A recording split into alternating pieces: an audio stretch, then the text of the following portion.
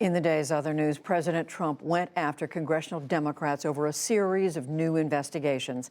The House Judiciary Committee is seeking records and documents from 81 people linked to Mr. Trump in a probe of possible obstruction and abuse of power by him. At a White House event today, Mr. Trump charged that Democrats are engaging in what he called presidential harassment. Witch hunt continues. The fact is that I guess we got 81 letters. There was no collusion. That was a hoax. There was no anything. And they want to do that instead of getting legislation passed. 81 people or organizations got letters. It's a disgrace. It's a disgrace to our country.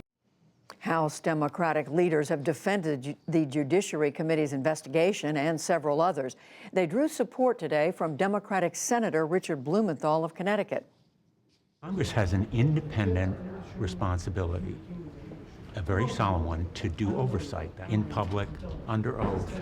The House committee should be demanding answers, as they're doing, and demanding documents.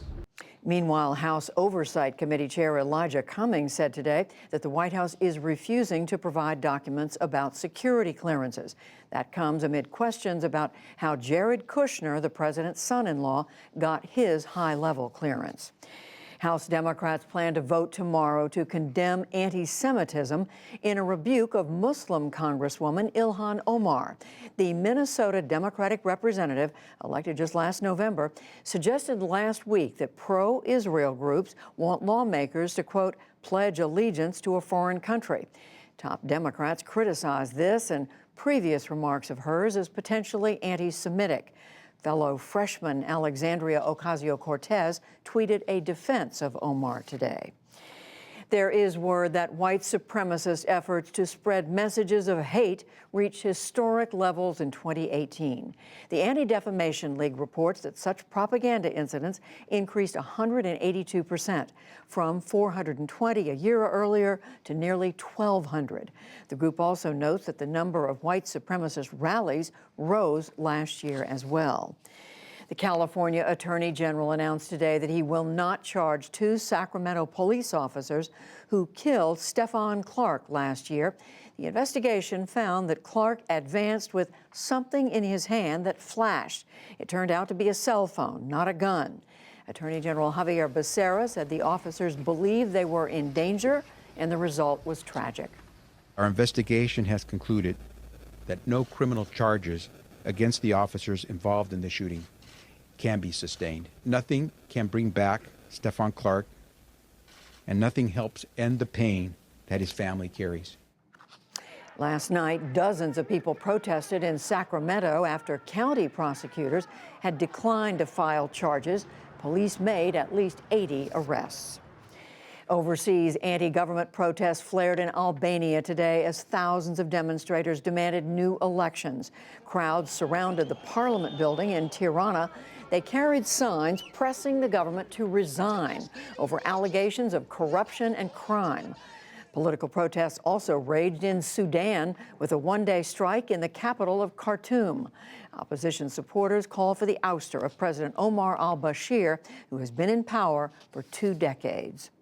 Medical researchers are hailing news of a London man who appears free of the AIDS virus after a stem cell transplant. It's only the second such case on record, and it suggests that the first one from 12 years ago was not a fluke. Stem cell transplants are expensive and have failed to work in many AIDS patients, but researchers say the findings may still lead to a new approach. Back in this country, former New York City Mayor Michael Bloomberg announced today that he will not run for president next year. He had been considering a bid for the Democratic nomination. And Hillary Clinton ruled out running again. She spoke in an interview with a New York television station. U.S. Food and Drug Commissioner Scott Gottlieb will leave his post next month. The Department of Health and Human Services confirmed that Gottlieb submitted his resignation today. The former doctor and drug consultant has aggressively pursued initiatives to limit e-cigarette vaping by young Americans, as well as opioid addiction.